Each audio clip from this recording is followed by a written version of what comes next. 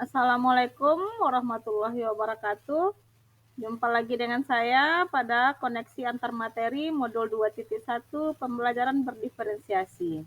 Perkenalkan, saya Afrili Sari, calon guru penggerak Angkatan 8 Kabupaten Solo. Berikut ini adalah pengajar praktik yaitu Bapak Edmond MPD dan Ibu Ilva ST sebagai fasilitator. Semua pengetahuan terhubung ke pengetahuan yang lainnya. Yang menyenangkan adalah membuat koneksinya. Maka kali ini kita akan membuat koneksi antar materi modul 2.1. Pertanyaan yang pertama adalah, apa yang dimaksud dengan pembelajaran berdiferensiasi dan bagaimana hal ini dapat dilakukan di kelas? Pembelajaran berdiferensiasi adalah serangkaian keputusan masuk akal atau common sense yang dibuat oleh guru yang berorientasi kepada kebutuhan murid. Pembelajaran berdiferensiasi adalah usaha guru untuk menyesuaikan proses pembelajaran di kelas untuk memenuhi kebutuhan belajar individu murid. Menurut Tomlinson, tahun 1999, dalam kelas yang mengimplementasikan pembelajaran berdiferensiasi, seorang guru melakukan upaya yang konsisten untuk merespon kebutuhan belajar murid.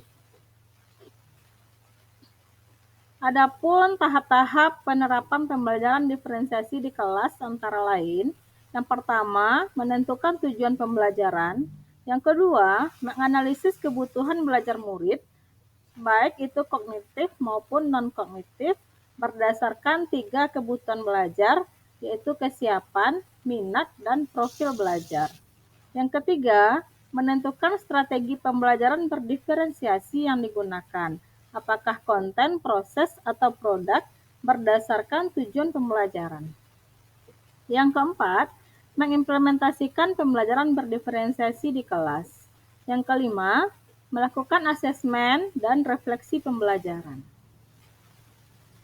Pertanyaan berikutnya adalah, bagaimana pembelajaran berdiferensiasi dapat memenuhi kebutuhan belajar murid dan membantu mencapai hasil belajar yang optimal?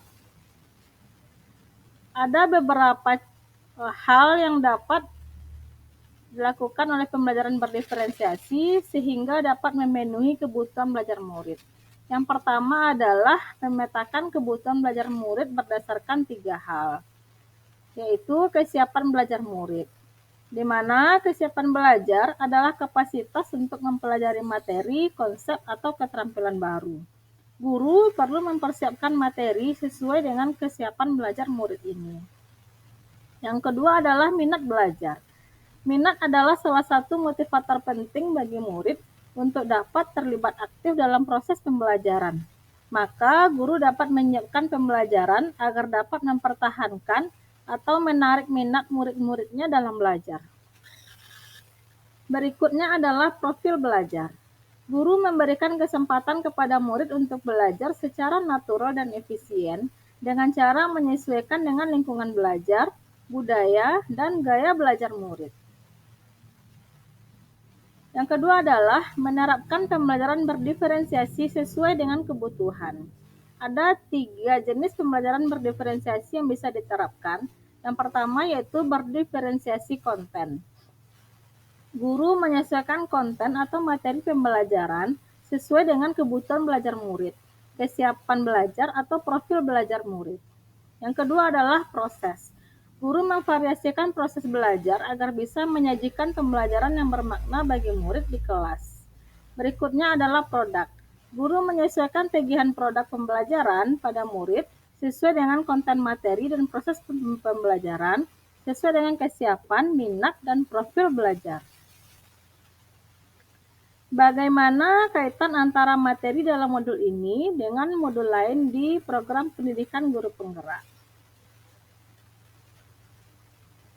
Nah, dalam koneksi antar materi ini, semua modul yang dipelajari di program guru penggerak itu saling berhubungan, yang tujuannya adalah menciptakan pembelajaran yang berpihak pada murid dan akhirnya mencapai murid yang mempunyai karakter profil pelajar Pancasila.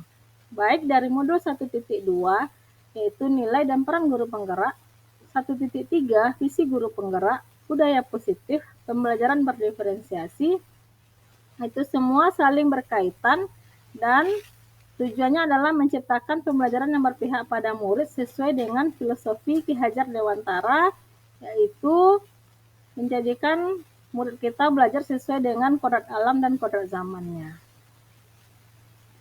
Yang pertama, keterkaitan antar materi dari modul 1.1 filosofi Ki Hajar Dewantara dengan pembelajaran berdiferensiasi. Pembelajaran berdiferensiasi ini adalah salah satu cara untuk mewujudkan filosofi Ki Hajar Dewantara, yaitu mendidik anak sesuai dengan kodrat alam dan kodrat zamannya. Yang kedua adalah kaitan antara nilai dan peran guru penggerak dengan pembelajaran berdiferensiasi. Dalam melakukan pembelajaran berdiferensiasi, seorang guru perlu menerapkan nilai-nilai guru penggerak seperti berpihak pada murid, reflektif, inovatif, mandiri, dan kolaboratif agar pembelajaran berhasil. Berikutnya adalah kaitan antara visi guru penggerak dengan pembelajaran berdiferensiasi.